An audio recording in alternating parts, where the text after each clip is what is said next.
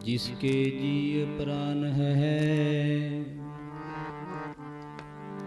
क्यों साहिब मनो बिसारिए।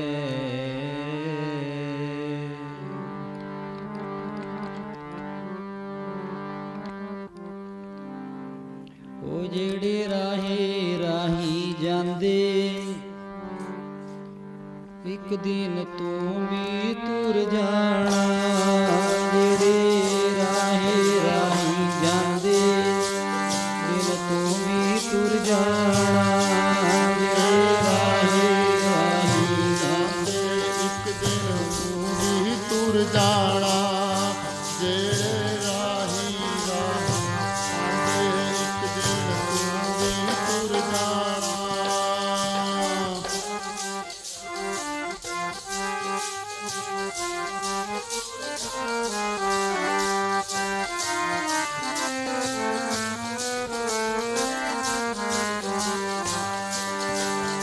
जेड़े राहे राही जांदे, एक दिन तू भी तुर जाना। जेड़े राहे राही जांदे, एक दिन तू भी तुर जाना। जेड़े राहे राही जांदे, एक दिन तू भी तुर जाना। जेड़े राहे राही जांदे, एक दिन तू भी तुर जाना।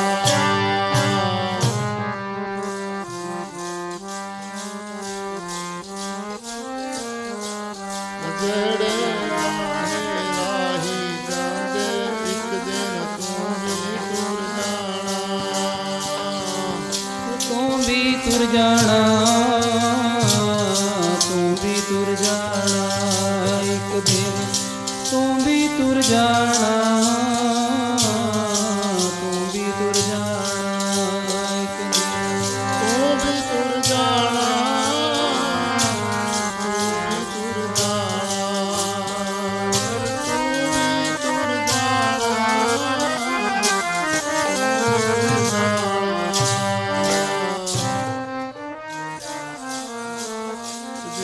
तू भी तुर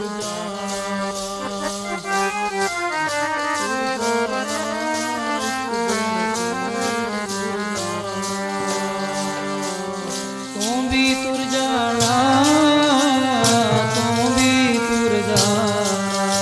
एक दिन तू भी तुर जाना, तू भी तुर जाना। तू भी तुर जाना, तू भी तुर जाना। तू भी तुर जाना, तू भी तुर जाना।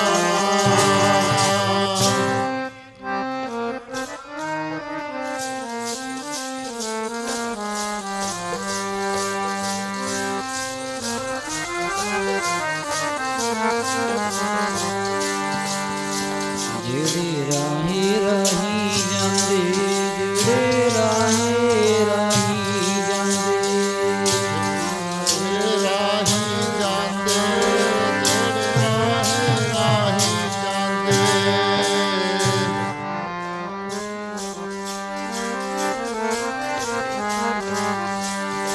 एक दिन तू भी तुर जाना, एक दिन तू भी तुर जाना।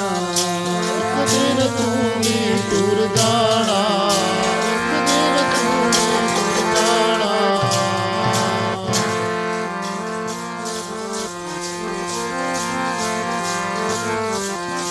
एक दिन तू भी, एक दिन तू भी तुर जाना। एक दिन तू भी तुर जाना, एक दिन तू भी तुर जाना।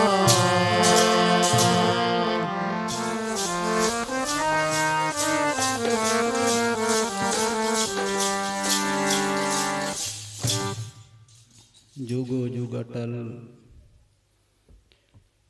खंडां ब्रह्मंडां दे मालक, शब्द गुरु अवतार। धन धन ਸਾਹਿਬ ਸ਼੍ਰੀ ਗੁਰੂ ਗ੍ਰੰਥ ਸਾਹਿਬ ਮਹਾਰਾਜ ਜੀਆਂ ਦੇ ਚਰਨਾਂ ਵਿੱਚ ਕਾਫੀ ਸਮੇਂ ਤੋਂ ਮਹਾਰਾਜ ਜੀਆਂ ਦੀ ਬਾਣੀ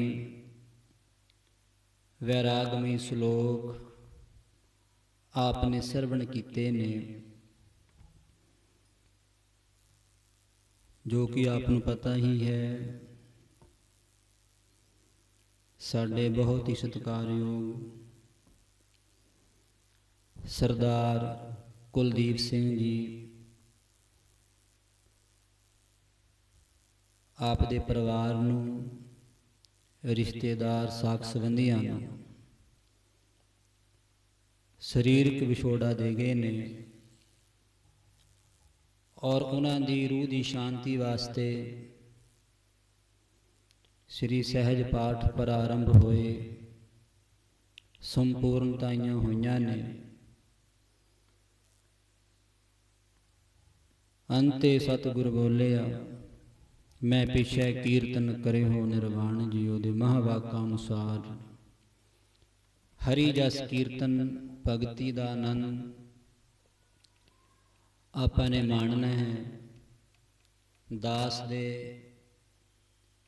ਉਸਤਾਦ ਵਿਦਿਆ ਦਾਤੇ ਸ਼੍ਰੀਮਾਨ ਸੰਤ ਬਾਬਾ ਤਰਵਿੰਦਰ ਸਿੰਘ ਜੀ ਮਹਾਂਪੁਰਖਾਂ ਦੇ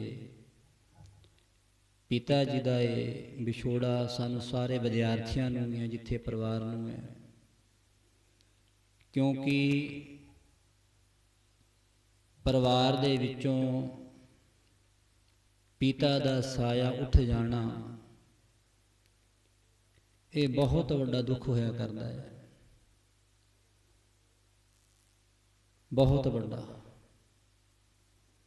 ਜਦੋਂ ਤੱਕ ਪਰਿਵਾਰ ਦੇ ਵਿੱਚ ਬਜ਼ੁਰਗ ਹਨ, ਮਾਂ ਪਿਓ ਹਨ, ਉਹਨਾਂ ਦਾ ਬੈਠਿਆਂ ਦਾ ਹੀ ਆਸਰਾ ਬੜਾ ਹੋਇਆ ਕਰਦਾ ਹੈ। ਵਿਸ਼ੇਸ਼ ਕਰਕੇ ਮਾਂ ਔਰ ਪਿਤਾ ਦੋਨਾਂ ਵਿੱਚੋਂ ਹੀ ਕੋਈ ਚਲੇ ਜਾਣ ਤਾਂ ਬੱਚਿਆਂ ਵਾਸਤੇ ਬਹੁਤ ਵੱਡਾ ਦੁੱਖ ਹੋਇਆ ਕਰਦਾ ਹੈ। ਗਿਆਨ ਇੱਕ ਅਲੱਗ ਵਸਤੂ ਹੈ। ਗਿਆਨ ਦੇ ਵਿੱਚ ਆ ਕੇ ਤਾਂ ਇਹ ਸੰਸਾਰ ਹੀ ਝੂਠਾ ਹੈ, ਫਿਰ ਤਾਂ ਸੱਚਾ ਵੀ ਹੈ ਇੱਕ ਪਾਸੇ, ਝੂਠਾ ਵੀ ਹੈ ਸੱਚਾ ਵੀ ਹੈ। ਅਗਿਆਨੀਆਂ ਵਾਸਤੇ ਇਹ ਝੂਠਾ ਹੀ ਹੈ। ਇਹੋ ਵਿਸ ਸੰਸਾਰ ਤੁਮ ਦੇਖਦੇ, ਇਹੋ ਹਰ ਕਾ ਰੂਪ ਹੈ, ਹਰ ਰੂਪ ਨਦਰੀ ਆਇਆ। ਬ੍ਰਹਮ ਅਵਸਥਾ ਵਿੱਚ ਜਾ ਕੇ ਤਾਂ ਇਹ ਸੱਚਾ ਹੀ ਹੈ। ਕੂੜ ਕੂੜੈ ਨੇਹੋ ਲਗਾ ਵਿਸਰਿਆ ਕਰਤਾਰ, ਇੱਕ ਪਾਸੇ ਝੂਠਾ ਵੀ ਕਹਿ ਦਿੱਤਾ ਅਵਸਥਾ ਦੇ ਅਨੁਸਾਰ। ਸੋ ਸਾਡੇ ਬਹੁਤ ਸਤਿਕਾਰਯੋਗ ਸਾਡੇ ਬਾਪੂ ਸਰਦਾਰ ਕੁਲਦੀਪ ਸਿੰਘ ਜੀ ਸਾਨੂੰ ਵਿਛੋੜਾ ਦੇ ਗਏ ਨੇ, ਔਰ ਸਾਡੀ ਸਾਰੇ ਵਿਦਿਆਰਥੀਆਂ ਦੀ ਇਹੀ ਅਰਦਾਸ ਹੈ, ਵਾਹਿਗੁਰੂ ਕਿਰਪਾ ਕਰਨੀ, ਬਾਬਾ ਜੀਆਂ ਨੂੰ ਆਪ ਦੇ ਚਰਨਾਂ ਵਿੱਚ ਨਿਵਾਸ ਬਖਸ਼ਿਸ਼ ਕਰਨ। ਪਿੱਛੇ ਪਰਿਵਾਰ ਨੂੰ, ਬੱਚਿਆਂ ਨੂੰ ਭਾਣਾ ਮੰਨਣ ਦਾ ਬਲ ਉਦਮ ਬਖਸ਼ਿਸ਼ ਕਰਨ।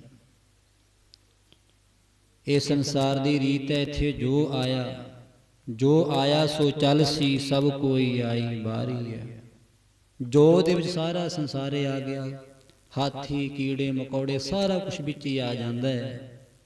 ਜੋ ਦੇ ਵਿੱਚ ਵੀ ਰਹਿਣਾ ਇੱਥੇ ਕਿਥੇ ਨੇ, ਜੋ ਆਇਆ ਉਹਨੇ ਜਾਣਾ ਹੀ ਹੈ ਇੱਕ ਦਿਨ। ਪਰ ਵਿਸ਼ੇਸ਼ ਗੱਲ ਕੀ ਹੈ ਇਹਦੇ ਵਿੱਚ ਕਿ ਇਸ ਮਾਤ ਲੋਕ ਵਿੱਚ ਆ ਕੇ ਮਰਨਾ ਸਵਾਰਿਆ ਕਿਹਨੇ ਹੈ?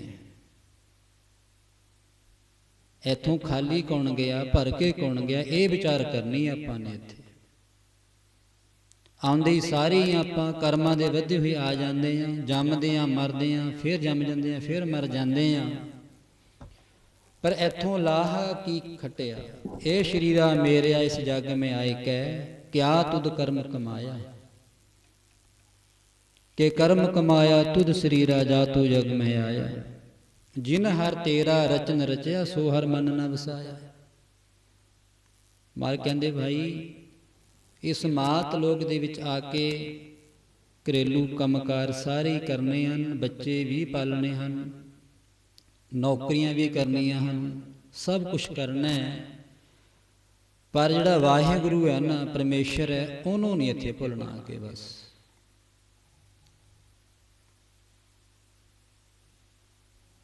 ਹੈਰਾਨ ਦੀ ਗੱਲ ਹੈ, ਮਾਤਾ ਕੇ ਉਦਰ ਮੈਂ ਪ੍ਰਤਪਾਲ ਕਰੇ ਸੋ ਕਿਉ ਮਨੋਂ ਵਿਸਾਰੀ ਹੈ। ਮਾਤਾ ਦੇ ਉਦਰ ਦੇ ਵਿੱਚ ਕਿਤਨੀ ਅਗਨੀ ਹੁੰਦੀ ਹੈ, ਉਹ ਅਗਨੀ ਦੇ ਵਿੱਚੋਂ ਵਾਹਿਗੁਰੂ ਨੇ ਸਾਨੂੰ ਰੱਖ ਲਿੱਤਾ, ਪਰ ਫਿਰ ਵੀ ਅਸੀਂ ਉਸ ਵਾਹਿਗੁਰੂ ਨੂੰ ਭੁੱਲ ਚੁੱਕੇ ਹਾਂ, ਯਾਦ ਨਹੀਂ ਕਰਦੇ। ਸੋ ਚਾਰ ਵੱਡੇ ਦੁੱਖ ਗੁਰਬਾਣੀ ਵੀ ਮੰਨਦੀ ਹੈ। ਭਾਵੇਂ ਦੁੱਖ ਤਾਂ ਕਈ ਪ੍ਰਕਾਰ ਦੇ ਹਨ, ਪਰ ਚਾਰ ਪ੍ਰਕਾਰ ਦੇ ਦੁੱਖ ਸਤਿਗੁਰਾਂ ਨੇ ਬਾਣੀ ਵਿੱਚ ਲਿਖ ਦਿੱਤੇ। ਇੱਕ ਵਿਛੋੜਾ, ਇੱਕ ਦੁੱਖ ਭੂਖ। ਸਭ ਤੋਂ ਵੱਡਾ ਦੁੱਖ ਹੈ ਹੀ ਵਿਛੋੜੇ ਦਾ। ਇੱਕ ਵਿਛੋੜਾ, ਇੱਕ ਦੁੱਖ ਭੂਖ। ਦੂਸਰਾ ਜਿਹੜਾ ਦੁੱਖ ਹੈ ਭੁੱਖ ਦਾ ਮੰਨਿਆ ਜਾਂਦਾ ਹੈ। ਵਿਛੋੜੇ ਦਾ ਦੁੱਖ ਕਿਉਂ ਮੰਨਿਆ? ਕਿਉਂਕਿ ਜਦੋਂ ਸਾਨੂੰ ਵਿਛੋੜਾ ਪੈ ਜਾਂਦਾ ਹੈ ਕਿਸੇ ਨਾਲ ਵੀ, ਮਹਾਂਪੁਰਖ ਨਾਲ, ਮਾਂ ਪਿਓ ਨਾਲ, ਭੈਣ ਭਰਾਵਾਂ ਨਾਲ, ਉਹ ਜਿਹੜਾ ਵਿਛੋੜਾ ਹੈ ਨਾ ਸਾਧ ਸੰਗਤ, ਜਦੋਂ ਤੱਕ ਅਸੀਂ ਸਰੀਰ ਵਿੱਚ ਰਹਾਂਗੇ ਨਾ, ਖੁਸ਼ੀ ਗਮੀ ਹਰ ਵੇ, ਜਦੋਂ ਵੀ ਸਾਧ ਸੰਗਤ ਕੋਈ ਸਮਾਗਮ ਹੁੰਦਾ ਹੈ, ਸਾਨੂੰ ਉਹ ਤਕਲੀਫ ਸਾਡੇ ਮਨ ਵਿੱਚ ਰਹਿੰਦੀ ਹੈ ਕਿ ਹਾਂ ਸਾਡੇ ਅੱਜ ਪਿਤਾ ਜੀ ਨਹੀਂ, ਸਾਡੀ ਮਾਤਾ ਨਹੀਂ, ਸਾਡਾ ਭੈਣ ਭਰਾ ਨਹੀਂ। ਇਹ ਬੜਾ ਵੱਡਾ ਦੁੱਖ ਹੈ। ਦੂਸਰਾ ਦੁੱਖ ਮੰਨਿਆ ਗਿਆ ਭੁੱਖ ਦਾ। ਇੱਕ ਦੁੱਖ ਭੁੱਖ। ਭੁੱਖ ਦਾ ਹੀ ਬੜਾ ਵੱਡਾ ਦੁੱਖ ਹੈ, ਰੋਜ਼ ਸਤਾਉਂਦੀ ਹੈ ਸਾਨੂੰ।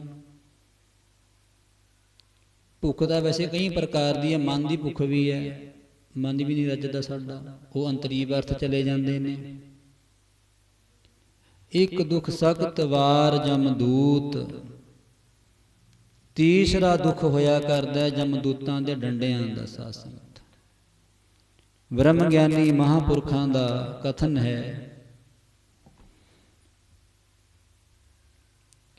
ਕਿ 100 ਵਾਰੀ ਜ਼ਹਿਰੀਲਾ ਬਿੱਛੂ ਇੱਕ ਥਾਂ ਤੇ ਇਕੱਠਾ ਲੜ ਜਾਵੇ, 100 ਵਾਰੀ, ਤਾਂ ਇਤਨਾ ਦੁੱਖ ਜਮਦੂਤ ਦੇ ਇੱਕ ਡੰਡੇ ਵਿੱਚ ਮੰਨਿਆ ਜਾਂਦਾ ਹੈ। ਜਾਂ ਇਉਂ ਸਮਝੋ ਕਿ 100 ਵਾਰੀ ਇੱਕ ਥਾਂ ਤੇ ਕਿਰਪਾਨ ਨਾਲ ਵਾਰ ਕੀਤਾ ਜਾਵੇ ਲਗਾਤਾਰ 100 ਵਾਰੀ, ਤਾਂ ਜਿਹੜੀ ਸਾਨੂੰ ਤਕਲੀਫ ਹੋਏਗੀ ਨਾ, ਉਸ ਤਕਲੀਫ ਜਿੰਨਾ ਦਰਦ ਜਮਦੂਤ ਦੇ ਇੱਕ ਡੰਡੇ ਵਿੱਚ ਹੋਇਆ ਕਰਦਾ ਹੈ। ਕਬੀਰ ਜਮ ਕਾ ਠੇਂਗਾ ਬੁਰਾ ਹੈ ਉਹ ਨਾ ਸਹਿਆ ਜਾਏ, ਏਕ ਜੋ ਸਾਧੂ ਮੋਹ ਮਿਲਿਓ ਤਿਨ ਲੀਆ ਅੰਚਲ ਲਾਏ। ਭਗਤ ਕਬੀਰ ਸਾਹਿਬ ਦੱਸ ਰਹੇ ਨੇ ਬਾਣੀ ਵਿੱਚ ਕਿ ਇਤਨਾ ਭਿਆਨਕ ਦਰਦ ਉਸ ਦੇ ਇੱਕ ਡੰਡੇ ਵਿੱਚ ਹੋਇਆ ਕਰਦਾ ਹੈ। ਇੱਕ ਦੁੱਖ ਸਖਤ ਵਾਰ ਜਮਦੂਤ, ਇੱਕ ਦੁੱਖ ਰੋਗ ਲੱਗੈ ਤਨ ਧਾਏ, ਬੈਦ ਨ ਭੋਲੇ ਦਾਰੂ ਲਾਏ। ਚੌਥਾ ਦੁੱਖ ਇਹ ਹੋਇਆ ਕਰਦਾ ਹੈ, ਸਰੀਰ ਨੂੰ ਕੋਈ ਬਿਮਾਰੀ ਲੱਗ ਜਾਵੇ ਤੇ ਇਲਾਜ ਨਾ ਹੁੰਦਾ ਹੋਵੇ, ਡਾਕਟਰ ਵੀ ਜਵਾਬ ਦੇ ਦੇਣ ਕਿ ਇਹ ਨਹੀਂ ਹੁਣ ਬਚਦਾ, ਔਖਾ ਕੰਮ ਹੈ, ਤੇ ਫਿਰ ਪਰਿਵਾਰ ਵਾਲਿਆਂ ਨੂੰ ਤੇ ਉਸ ਇਨਸਾਨ ਨੂੰ ਜਿਹਨੂੰ ਉਹ ਰੋਗ ਚਿਮੜਿਆ ਹੋਇਆ ਹੈ ਨਾ, ਉਹ ਬਹੁਤ ਵੱਡਾ ਦੁੱਖ ਹੋਇਆ ਕਰਦਾ ਹੈ। ਸੋ ਆਓ ਇਹਨਾਂ ਦੁੱਖਾਂ ਤੋਂ ਸਾਡਾ ਖਹਿੜਾ ਕਿਵੇਂ ਛੁੱਟੇਗਾ। ਅਸੀਂ ਸਾਰੇ ਹੀ ਆਤਮ ਸ਼ਹਿਜ਼ਾਦੇ ਹਾਂ, ਵਾਹਿਗੁਰੂ ਦੇ ਪੁੱਤਰ ਹਾਂ, ਪਰ ਅਵਿਦਿਆ ਕਾਰਨ ਕਰਕੇ, ਅਵਿਦਿਆ ਦਾ ਐਸਾ ਭਰਮ ਸਾਡੀ ਬੁੱਧੀ ਤੇ ਪੈ ਗਿਆ, ਅਸੀਂ ਜੀਵ ਬਣ ਗਏ। ਜੀਵ ਤੋਂ ਵੀ ਨੀਚੇ मैं फलाना से है, मेरी फलानी जात है, ऐथे तक नीचे आ गई, इतनी गिरावट आ गई है। आत्म शहजादे पर कर्मा करके जमदे आ मरदे आ, होमे करके जमदे आ मरदे आ। महापुरख भी धारना पढ़िया करते सी कि जमदा ते मरदा होमे दा बंधिया होया। मूल कारण तीन प्रकार दे कर्म, किरेमान कर्म, प्रालब्ध कर्म ते संचित कर्म। ये तीन का जिहड़े कर्म ने ना, ये ऐसे कर्म ने प्यारिओ जिन्हां कर्मां दे कारण करके सानू जम्मना पैंदा है, मरना पैंदा है। जे कोई किरेमान कर्म शुभ कर लवे ना, चंगियाइयां बुराइयां वाचै धर्म हदूर, करमी आपो अपनी के नेड़े के दूर। किरेमान कर्म जे साडे शुद्ध हो जाणगे ना, तां फिर संचित कर्म भी साडे शुद्ध हो जाणगे। संचित जमा हो जाणगे ते सासंग परालब्ध कर्म ਉਹ ਵੀ ਸਾਡੇ ਸ਼ੁੱਧ ਹੋ ਜਾਣਗੇ। ਤੇ ਸਾਸੰਗ ਆਓ ਫਰੀਦਾ ਅਮਲ ਜੇ ਕੀਤੇ ਦੁਨੀ ਵਿੱਚ ਸਿਦਰਗਹਿ ਆਏ ਕੰਮ। ਸ਼ੁਭ ਕਰਮ ਕਰੀਏ ਨਹੀਂ ਤਾਂ ਸਾਸੰਗਤ ਜੰਮਣਾ ਮਰਨਾ ਪੈਂਦਾ ਹੈ। ਜੰਮਦਿਆਂ ਪਤਾ ਨਹੀਂ ਕਿਤਨੇ ਯੁੱਗ ਹੋ ਗਏ, ਫਿਰਤ ਬਹੁਤੇ ਯੁੱਗ ਹਾਰਿਓ। ਮਾਨਸ ਦੇਹ ਲਹੀ ਨਾਨਕ ਕਹਿਤ ਮਿਲਨ ਕੀ ਵਰੀਆ, ਸਿਮਰਤ ਕਹਾ ਨਹੀਂ ਸਾਸੰਗ ਇੱਕ ਜਨਮ ਨਹੀਂ ਹੈ। ਕਈ ਜਨਮ ਪਏ ਕੀਟ ਪਤੰਗਾ, ਕਈ ਜਨਮ ਗਜ ਮੀਨ ਕੁਰੰਗਾ, ਕਈ ਜਨਮ ਪੰਖੀ ਸਰਪ ਹੋਇਓ। ਸਾਸੰਗ ਕਿਤਨੀ ਜੁਨਾਂ ਵਿੱਚ ਭਟਕਦੇ ਆ ਰਹੇ ਆ, ਪਰ ਇਹ ਮਾਨਸ ਦੇਹੀ ਇਹ ਐਵੇਂ ਨਹੀਂ। ਸਾਧ ਸੰਗਤ ਕਿਤੇ ਐਵੇਂ ਨਾ ਗਵਾ ਲਿਓ। ਗੁਰੂ ਗ੍ਰੰਥ ਸਾਹਿਬ ਮੈਂ ਸਮਝਾ ਰਹੇ ਨੇ, ਨਿਤ ਮਹਾਂਪੁਰਖ ਨਿੱਤੇ ਅਵਤਾਰ ਸਮਝਾਉਂਦੇ ਹਨ, ਪਰ ਅਸੀਂ ਫਿਰ ਵੀ ਸਮਝਣ ਨੂੰ ਤਿਆਰ ਨਹੀਂ।